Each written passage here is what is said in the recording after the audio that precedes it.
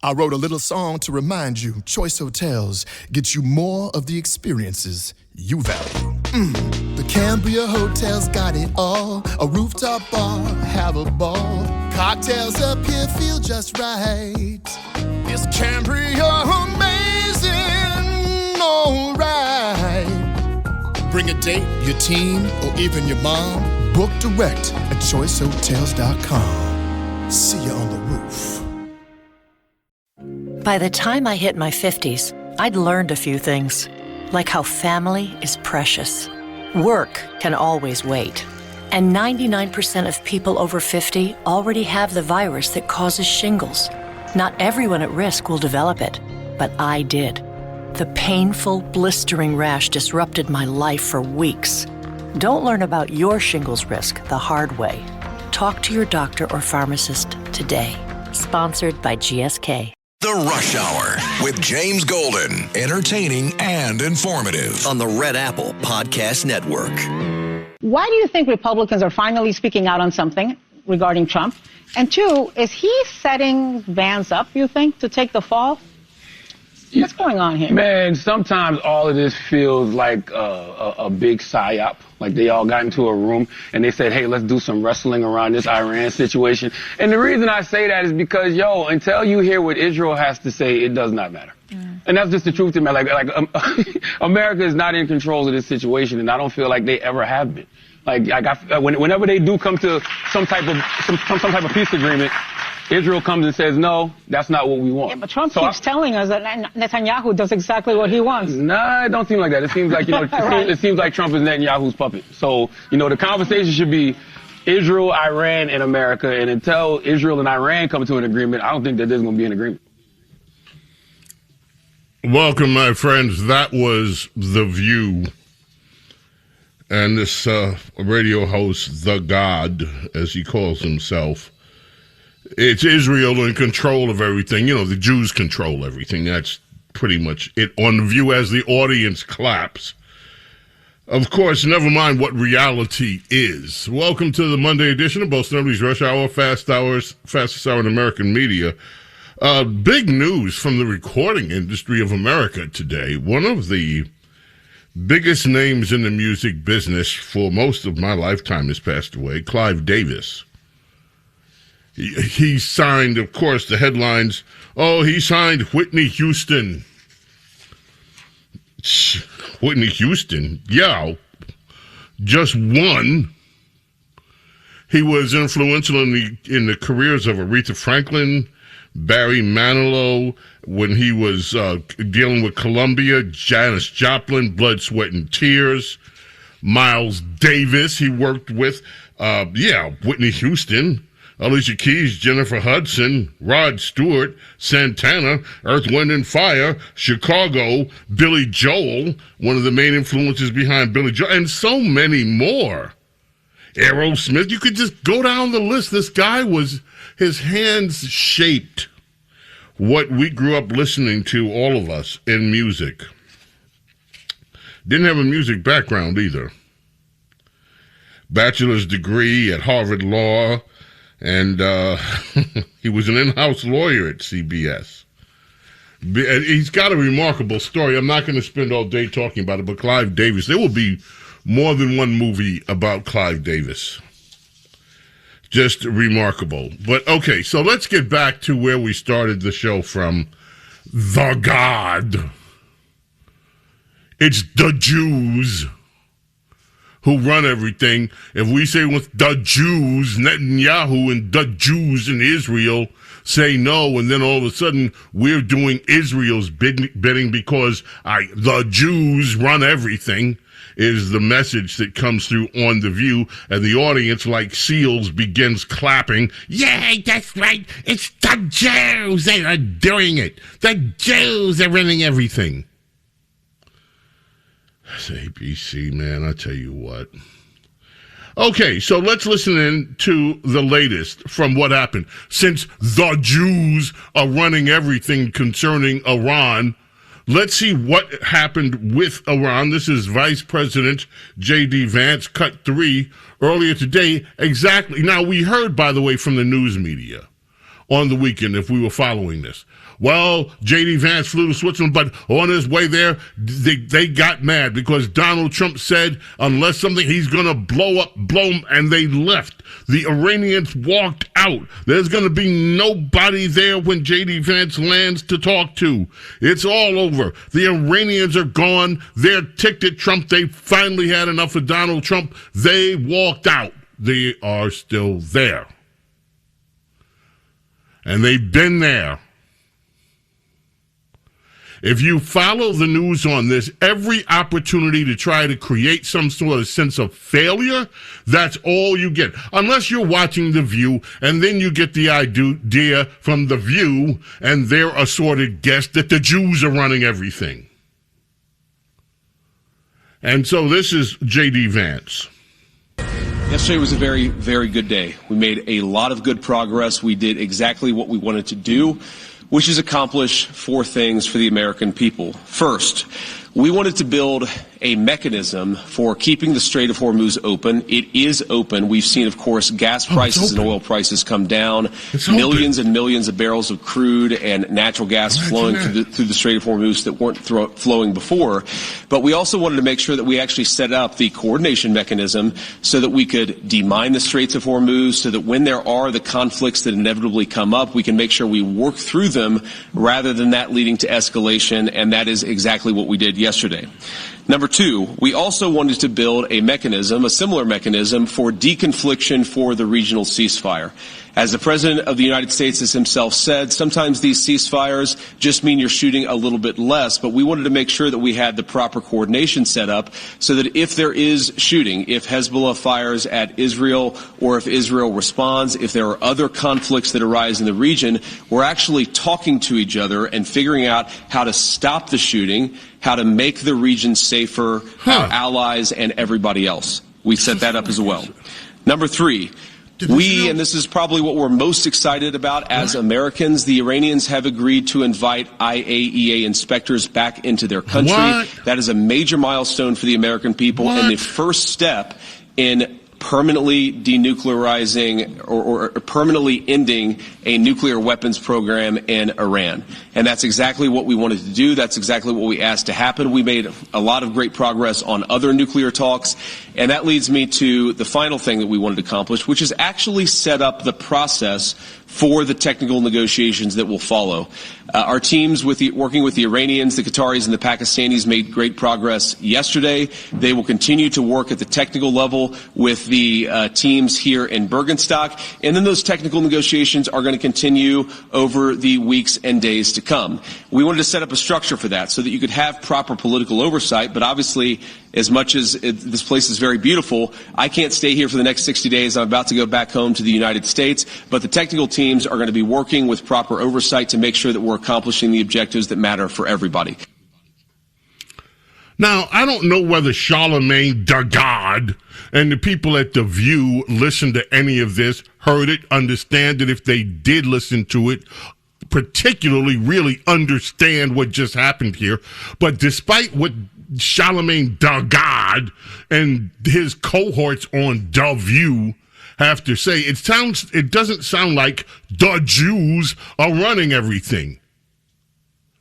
It sounds like the United States of America is firmly engaged in this process with Iran, and it's not Netanyahu telling Trump what to do.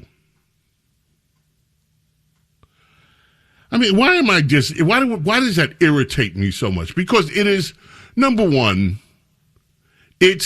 you all know the trope. It's the Jews running the world. And therefore you should be ticked off at them. Now, how ABC allows this on their network unchecked, it's just unbelievable to me. Especially with what we've seen with where the Democrat Party is going. But then again, that doesn't surprise me. Got a story here.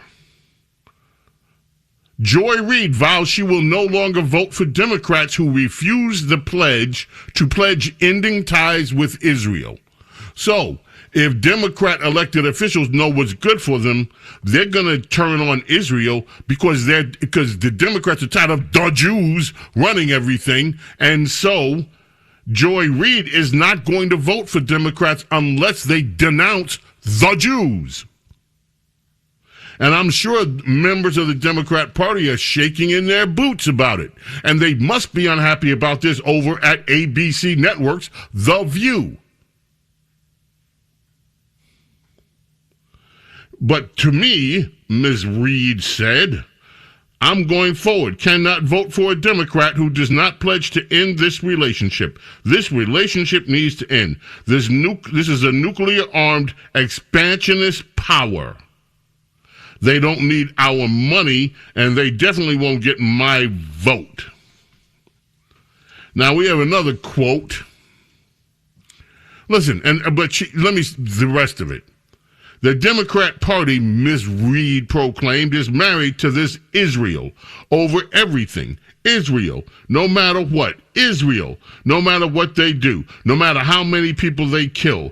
The Democrats were as married to that as the Republicans. And so it would take a really strong Democrat. It would take a Mondami-style event to get the Democrats to say that they weren't getting down with that. See, it takes a Mondami type to finally just say, enough of the Jews. And then you have this God person over on ABC claiming it's the Jews that run everything when it comes to Iran, despite what we are actually doing and what this has been about. It's unbelievable. Okay. Carlos, who is this messy guy that's just like burning it up the best Stop the music for a minute. The best footballer, soccer player in the world ever. Ever? Better than Pele was? Better.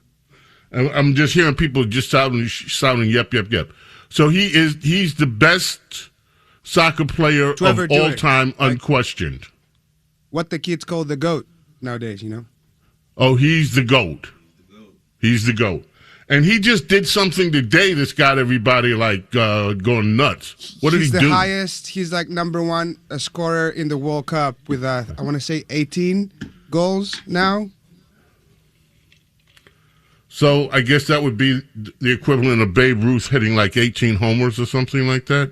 Even better, because the World Cup is every 4 years. Oh. Damn. He's amazing? Okay, everybody's telling me he's amazing. Look, I don't watch. I'm trying to educate myself. I see the headlines. He sounds like he must be really... He's 38 years old. Is that right? Is that really considered 35? Old for a soccer... Is that really considered old for a soccer player is my question, however old he is. I mean, Tom Brady won when he was 42, so I don't know what to tell you. But what about soccer players? I mean, is that considered old? 38 is pretty old. Is considered pretty old, yes. Okay. Man. James Golden, Snerdley, fastest hour in American media. Do not go away. The Rush Hour with James Golden. Entertaining and informative on the Red Apple Podcast Network. The Rush Hour with James Golden. Entertaining and informative on the Red Apple Podcast Network. You know what, folks? There's a guy down there in Florida, Polk County. His name is Sheriff Grady Judd. This guy is like an internet star. Let me just play you one of his latest posts from his social media. The sheriff down there in Polk County, Grady Judd. Occasionally, I tell you stories that you just can't believe. But I want you to get a full look at a lady who I'm sure was born with all her brain cells, but she's fried them all. And she's operating on about 2 half cells. Gina Redding, she's 48. She's from Lake Wells. She actually aged well, considering all the craziness she did. So 2 deputies are blocking off a road because they're working on the power lines. And she drives around the deputy who's got the road blocked and continues on because like he's in her way.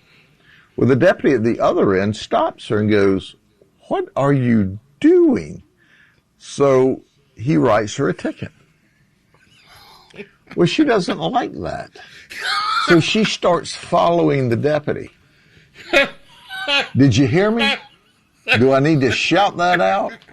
She started following the deputy, and then she decides, well, I'll just dial 911 because I don't like this traffic ticket.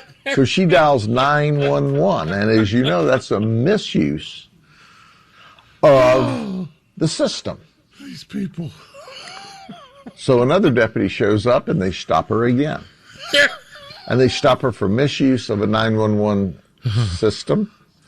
And they gave her a break the first time, but she also had tinted windows. So at this point in time, she's arrested. And she's really not happy. And we look in her car because, see, we have to inventory it before we tow it. And there's some marijuana. You know, that non-level or low-level non-violent crime drug. But that didn't explain why she's acting like this.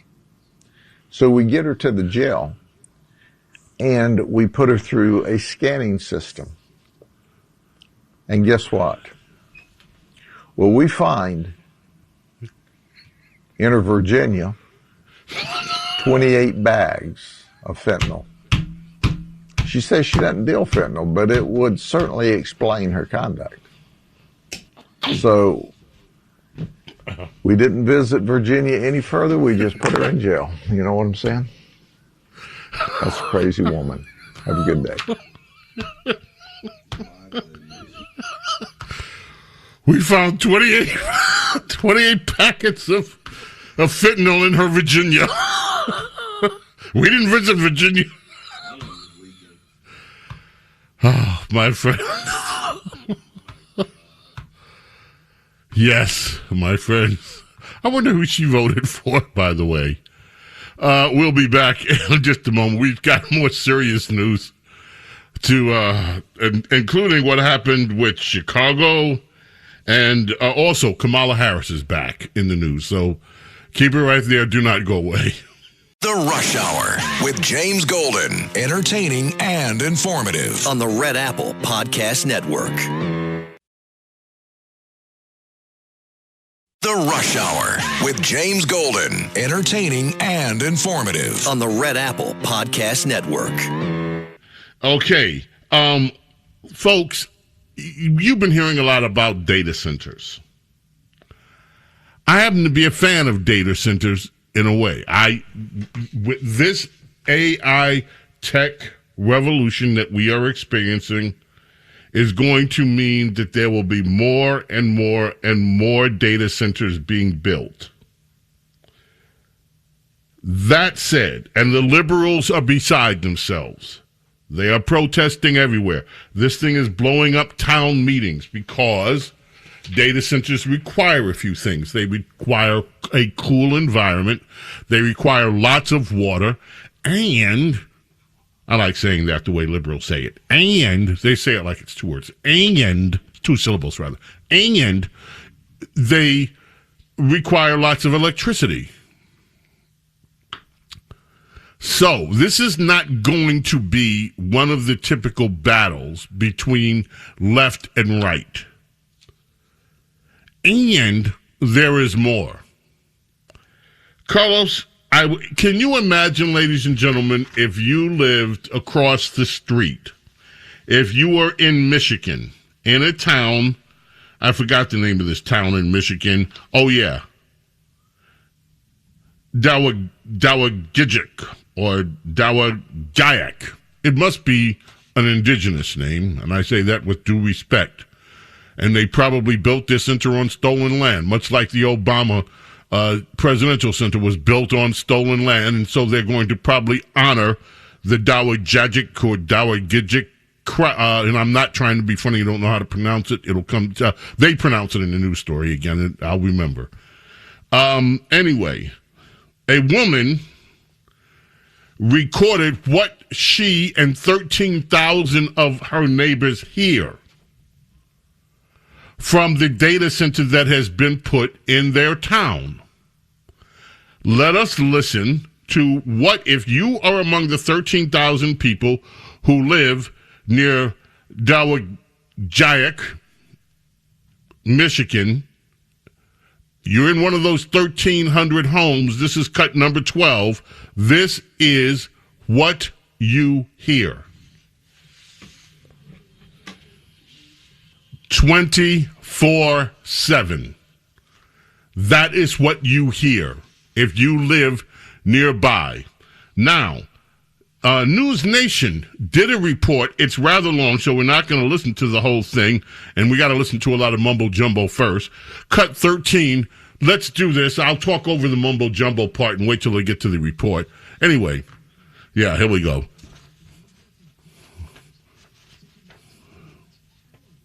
Yes. Yes.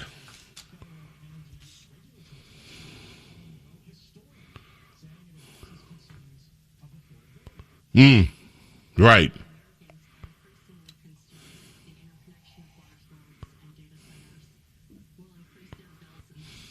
That's right.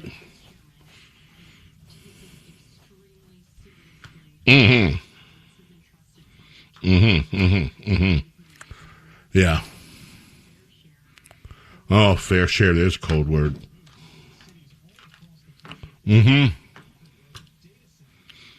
That's right.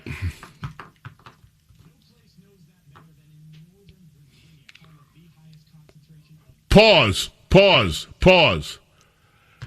Northern Virginia, my friends, it did not arrive at this place by accident. In the growth of the internet, back when everything was still quote-unquote cyber, and it was called May East, and there was May West. May East was in Virginia. What was May East? I forgot what the May East stands for, but it was the place where all of the internet giant hub came together. It was the biggest collection even back in the days, the 90s, the 2000s, of where where technology on the East Coast had its center point of distribution. So even back then, quite naturally, with the advances in technology, that place, May East, which is Virginia, Herndon County, Virginia, and you used to be able to go through Herndon County. You'll see all the big tech giant have headquarters, a lot of them in May East, there in Virginia. So anyway, now Virginia has grown and grown. Let us continue with the report. Data Center Alley. And our man on the ground there, Brian Enton, who's been covering this for us recently. With what's going on, and I'm fascinated to learn about what folks there are doing with their mattresses, Brian. Yeah, and you're going to hear that, Blake. We're in Data Center Alley, and referencing what you said about them connecting to the electric grid, it's interesting because there's two sides to that coin. When they connect to the electric grid, the prices go up. Then there's data centers like this one, where we are in Sterling, Virginia. It's not connected to the electric grid. It has its own power plant, but the issue there is it's noisy, and it's right across the street from this neighborhood, and that, Blake, is where the mattresses come in. Imagine living next to this and having to hear this constant ringing. So Hari, we're at your front door. Yeah. And I mean, you look in the distance, and there it is. There it is. It's right there in all its glory. There it is, the Vantage Data Center, standing tall with its blue walls and massive generators right next to this Sterling, Virginia neighborhood.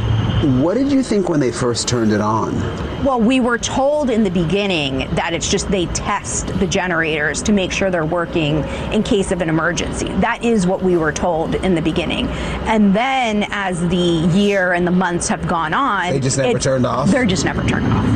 Hari says they told them the generators were just temporary. That was more than a year ago.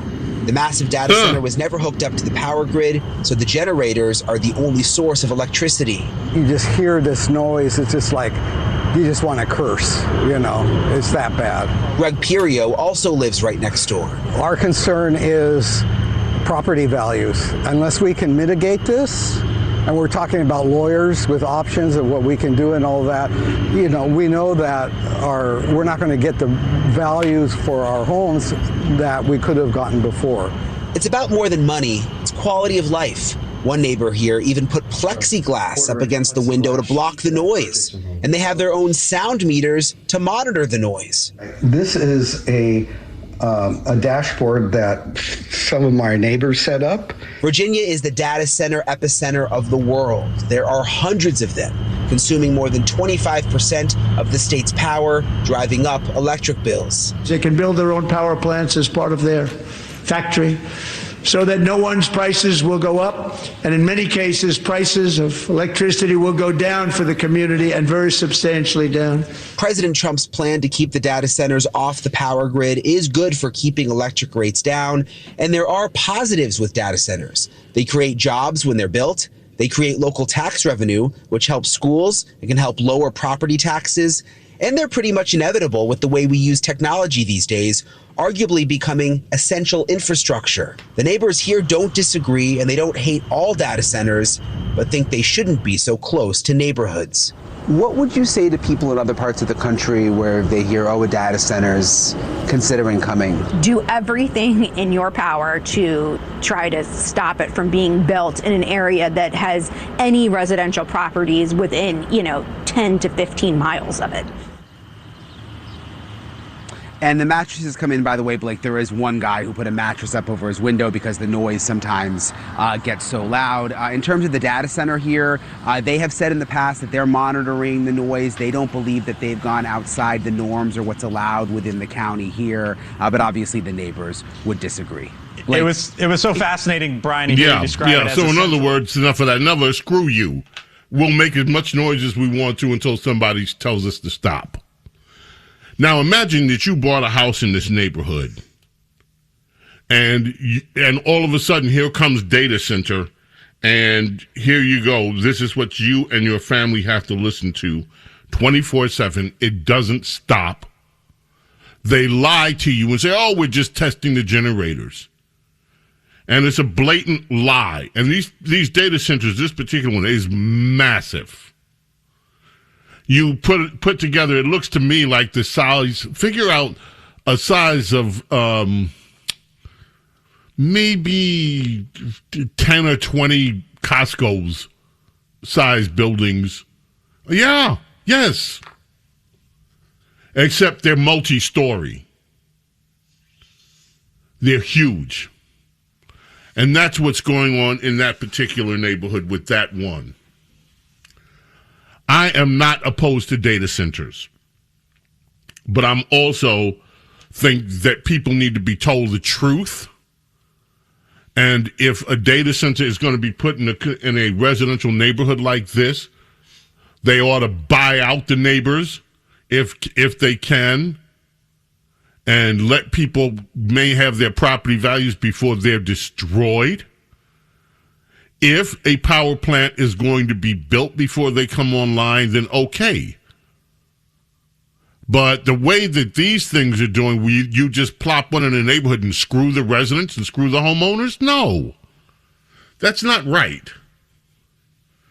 We're going to need a lot of data centers around the country because folks, we are in the infancy of the AI revolution. It is going to do nothing but grow. And as it grows, these data centers are going to be a necessity. So let's figure it out now. Okay, we have the clip of the day coming up. Among other things, we want to get to it. James Golden, Snerdley, fastest hour in American media continues. Don't go away. The Rush Hour with James Golden. Entertaining and informative on the Red Apple Podcast Network. The Rush Hour with James Golden. Entertaining and informative on the Red Apple Podcast Network. The clip of the day. You want to hear it. It's the clip of the day. My friends, we do have the clip of the day, but we also have the runner-up. There's going to be one that is the clip of the day, but we could not leave the show without playing the runner-up, the one that came in second. And Cut 9 is the runner-up. She used to be on PMS NBC back when it was PMS NBC, and they got rid of her off of PMS NBC because they had too much of her.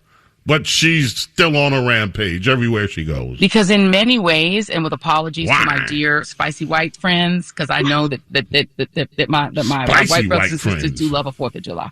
It is Independence Day. Everybody's barbecuing. It's a thing. I can promise you, black folks, we will take that day off. We will barbecue because we off. But black people, that nobody black I know is really excited about the 4th of July because it is what Frederick Douglass said it is. It is the celebration of slaveholders who freed themselves from having to pay taxes to the crown for their slave empire. And that is what it is. I mean,